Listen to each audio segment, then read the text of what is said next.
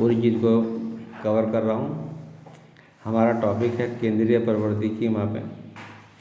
केंद्रीय प्रवृत्ति की मापों में पहला है हमारे पास अर्थमेटिक मीन, ज्योमेट्रिक मीन, बाकी अन्य मीन होते हैं। अर्थमेटिक मीन में आपके पास 3 प्रकार के कम से कम मीन होते हैं, बाकी ज़्यादा भी होते हैं, लेकिन हमारे सिलेबस में जितने हैं उतने बता रहा हूँ। पहला है समांतर माध्य, माध्यिका और बहुला। ध्यान दें मेरी बात पर कि ये तीनों ही माध्य जो होते हैं ये 50% के बराबर होते हैं, अर्थात जो आंकड़े हमारे दिए हुए होते हैं वो लगभग 50% के बराबर होते हैं।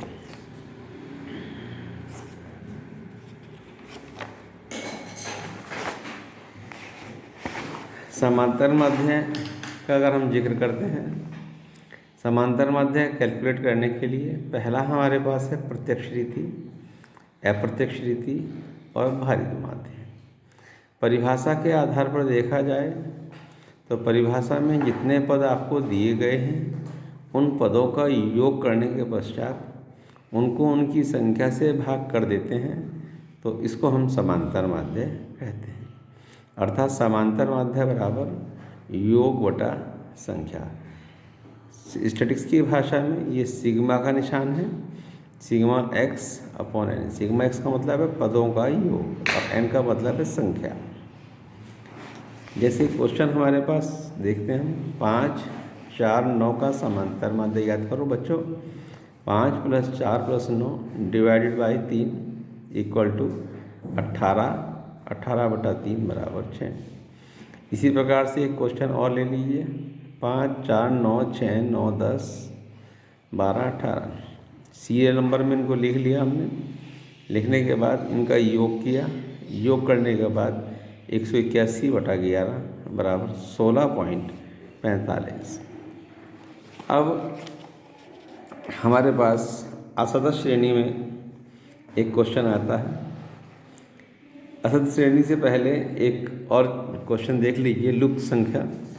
जो संख्या हमारे पास नहीं है, बीच में कोई संख्या गायब है, उसको कैसे ज्ञात किया जाता है।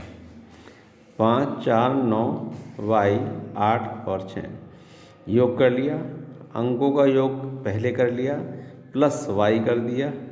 x बार ऊपर क्वेश्चन में दे रखा है हमें, और x बार ऊपर क्वेश्चन में देने के बाद इनका योग किया हमने।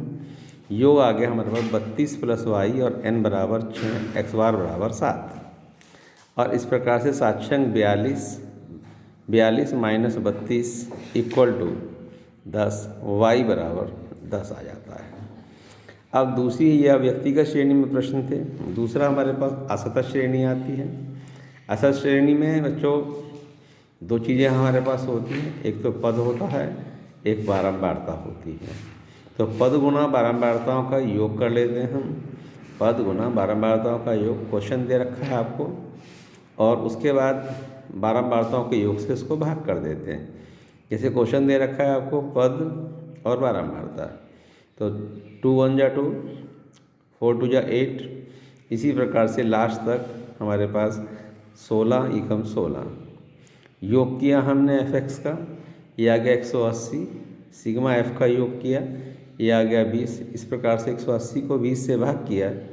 भाग करने के बाद आपके पास संख्या आ जाती है 9। इस प्रकार समांतर माध्य की गणना हमारे पास 9 आ जाती है। अब सतत श्रेणी। सतत श्रेणी क्या होती है हमारे पास? कॉन्टिन्यूअस सीरीज होती है। कॉन्टिन्यूअस सीरीज में जो क्वेश्चन हमारे को दिया हुआ होता है उसमें वर्गंतराल दिया होता है। तो वर्गंतराल से सबसे पहले हम मध्यमान ज्ञात करते हैं। मध्यमान का मतलब होता है कि जो संख्या दी हुई है उनको योग करके हम उसका आधा कर देते हैं, L1 + L2। L1 कहते हैं बच्चों यहाँ पर, ये जैसे क्वेश्चन दे रखा है 0 से 10, तो अब इसमें पहली संख्या L1 को बोलते हैं हम लोअर लिमिट, और L2 को बोलते हैं अपर लिमिट।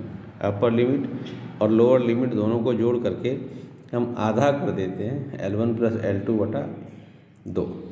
तो lower limit plus upper limit बटा 2। जैसे 0 + 10/2, 10 + 20/2, 20 + 30/2। तो इस प्रकार से 5, 15 और 25। बच्चों ये मध्यमान हमारे आ गए। इसी मध्यमान को सांख्यिकीय भाषा में हम x कहते हैं, पद कहते हैं।